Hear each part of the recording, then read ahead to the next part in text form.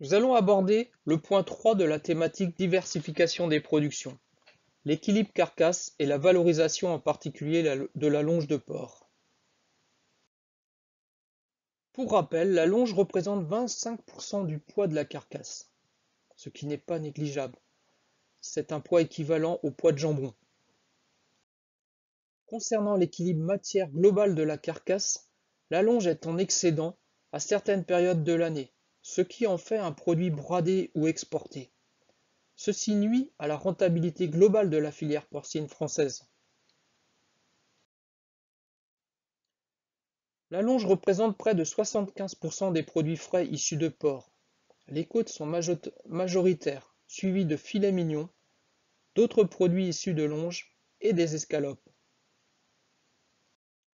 Nous faisons le constat que la consommation de longe fraîche est en baisse constante au fil du temps de 2008 à 2012. Nous observons une érosion du nombre de ménages acheteurs de longe. La quantité achetée par ménage acheteur est en baisse et passe de 8,8 à 8,4 kg en 6 ans. Nous observons une dynamique tout autre sur des produits concurrents comme la viande fraîche de volaille. Les découpes de poulet augmentent et également les élaborés de volaille qui sont en forte progression et qui sont passés à près de 70% des familles acheteurs en 2003 à 90% 10 ans plus tard. Une analyse plus fine sur la structure des ménages, la catégorie socio-économique et la zone d'habitation permettent de faire les constats suivants. Une faible consommation chez les jeunes, en particulier célibataires.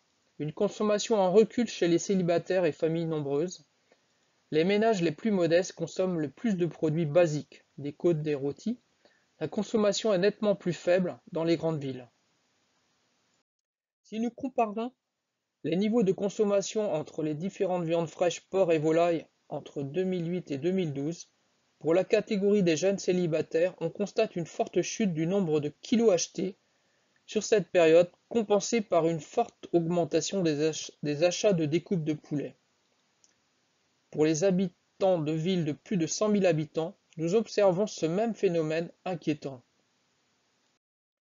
Des chiffres plus récents, établis entre 2014 et 2018, confirment cette tendance lourde, avec une forte baisse de 16% de la consommation de porc frais sur cette période. La situation ne s'améliore pas, voire s'accélère au final. Les élaborés de porc frais sont stables, et les charcuteries sont en baisse constante, mais dans une proportion moindre, moins 5%. Une analyse plus fine de l'offre volaille nous permet de répertorier des segments de marché vastes et bien couverts proposés par les acteurs des filières volaille aux consommateurs. Cela va du produit distribué en frais à cuisiner en famille ou par des personnes seules, du prêt à consommer comme du prêt à cuisiner, de la viande consommée sur le pouce, que la personne soit seule ou en famille. Pour ce qui concerne l'offre porc, nous répertorions des secteurs de marché qui ne sont pas couverts, en particulier le prêt à consommer, le seul à table, le sur le pouce ou le snacking, ou le à cuire ou réchauffer rapidement. En conclusion de ces études de marché dans le temps et cette synthèse IFIP, on constate des catégories nettement sous-consommatrices de longe de porc, en particulier les populations urbaines, jeunes, célibataires. On note une désaffection des familles nombreuses pour ce produit au détriment des produits de volaille. Des morceaux banalisés, fortement consommés par les classes économiques les plus faibles. Nous identifions aujourd'hui des manques, une inadaptation des formats, une manque de réponse face aux nouveaux modes de consommation. Des concepts nouveaux sont à mettre en place pour apporter des réponses à ces pertes de marché au final, pour la longe, ce qui pénalise la rentabilité globale de la filière porcine française. Quelques idées nous ont été apportées par le cabinet Vitamine Conseil. Le concept de viande gourmet, en mini-burger pour apéritif. Le concept de fine tranche, de viande séchée développé en Suisse.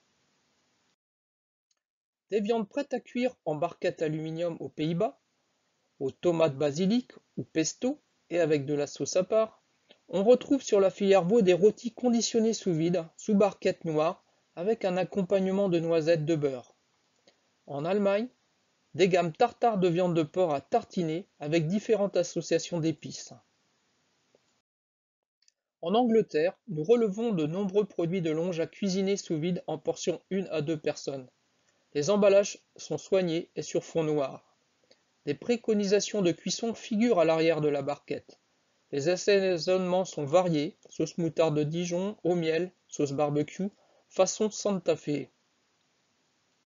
Sur les segments de marché pratiques à cuisiner, il est intéressant de s'inspirer de ce qui se commercialise sur la filière volaille. Des émincés notamment de filets de poulet prédécoupés, des bouchées de poulet au fromage à cuire à la poêle très rapidement. Des produits pratiques à cuisiner existent en France, avec bien souvent des viandes à base de volaille, des blanquettes de dinde à différentes sauces, des viandes en sachet de cuisson pour une cuisson optimale et ne pas salir son four. Certaines entreprises investissent le secteur du juste réchauffé au micro-ondes, quelques minutes. La carcasse de poulet entière dans son jus est juste à réchauffer au micro-ondes. Le secteur des viandes ludiques pour enfants est très peu développé en France. Ici est présenté des exemples au Brésil, Angleterre et Allemagne de mini-produits attrayants pour les enfants. Petits steaks en forme de glace ou bâtonnets, de petits panés. Des produits finger food à grignoter déjà très présents sur le secteur volaille arrivent sur le secteur porc. Des exemples sont à souligner dans le groupe Socopa, avec des mini-boulettes et saucisses à base de porc. Le packaging est au final très important dans ces solutions pratiques. La solution des emballages au bol operculé est à développer, tout comme les sachets micro-ondables. Ainsi, le cabinet Vitamine Conseil a listé plusieurs concepts de produits à développer. Le porc gourmet avec une découpe attractive et un produit original. Le porc pratique à cuisiner pour faciliter la vie à la cuisine. Le porc ludique enfant. Et enfin, le porc snacking type finger food, à réchauffer ou pas et picorer.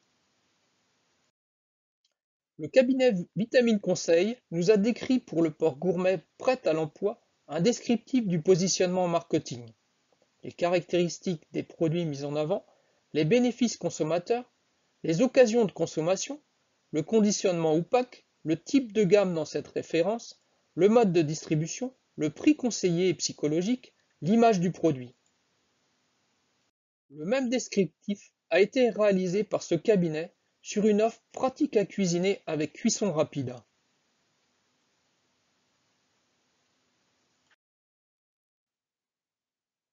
Le même descriptif a été également réalisé par ce cabinet sur une offre pratique à cuisiner avec préparation rapide. Le même descriptif a été réalisé par ce cabinet sur une offre ludique enfant. Pour la filière porc, le cabinet Vitamine Conseil a proposé à la filière porcine de tester en grandeur nature un produit par concept.